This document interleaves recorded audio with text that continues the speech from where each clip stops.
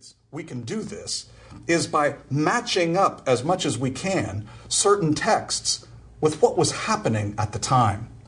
And so in this series, we're going to look at 10 key dates of Old Testament history, talk about what we can say about those dates, and maybe a few things about what we really can't say about what was happening in those times.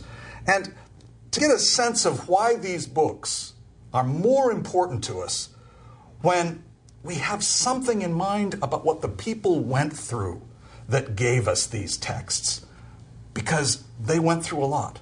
And what they went through oftentimes sheds light on what's actually going on in the text itself. So let's think about what's sometimes referred to as a historical critical approach to the Bible. Now, that doesn't mean we're going to be overly critical of the text. It does mean, though, critical in the sense of we want to think carefully. We want to look at details, but we also want to get big pictures. We want to have a sense of what was happening when, and use that to guide us into a sense of what's going on in these texts. Does it make a difference? Does it make a difference to know when something was written? Well, let's take a good example. Let's take a passage that most all of us are at least vaguely familiar with, and that is the very first opening chapter of the book. In the book of Genesis, the 7-day creation story. We know how it goes. In the beginning, when God created the heavens and the earth. Well, it's one thing to think that this story is some very ancient story that was passed down from oral tradition for hundreds, maybe thousands of years until it was finally written down. That's the idea that many of us have.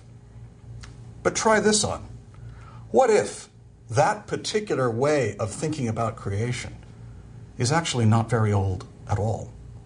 What if that idea that creation came about when God called forth the light and called forth the heavens and the earth, what if that story was told by the Hebrew people at a time when they were prisoners of war, having been conquered in battle by the Babylonians, and they were taken and relocated in the Babylonian heartland, where all the time they encountered the Babylonian idea of how we got to be created by the gods?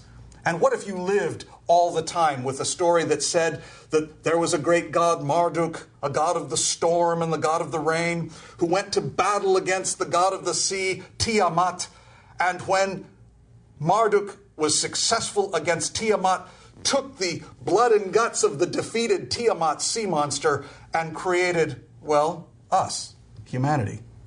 What if you were surrounded with the idea that we were the creation out of warfare of the gods, and that we were basically meant to be servants of the gods? What if at that time you told a story that differed significantly? What if you were telling your children, my child, that's not exactly how it happened. Listen to this.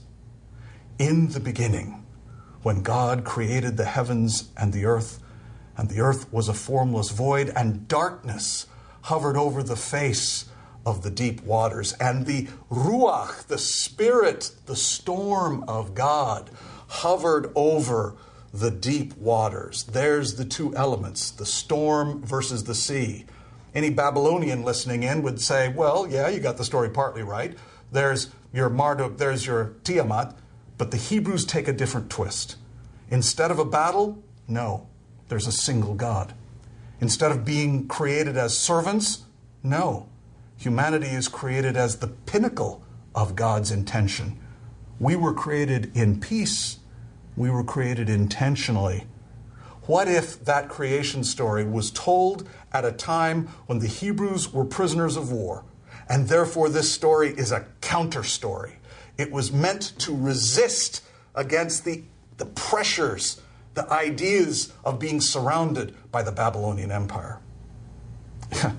We'll never read that first creation story the same again if we think that it comes from that time period and may come as part of religious and social resistance against domination by the Babylonian Empire. Well, it makes that story read completely differently. And we appreciate more nuances of what's going on in that story because we're able to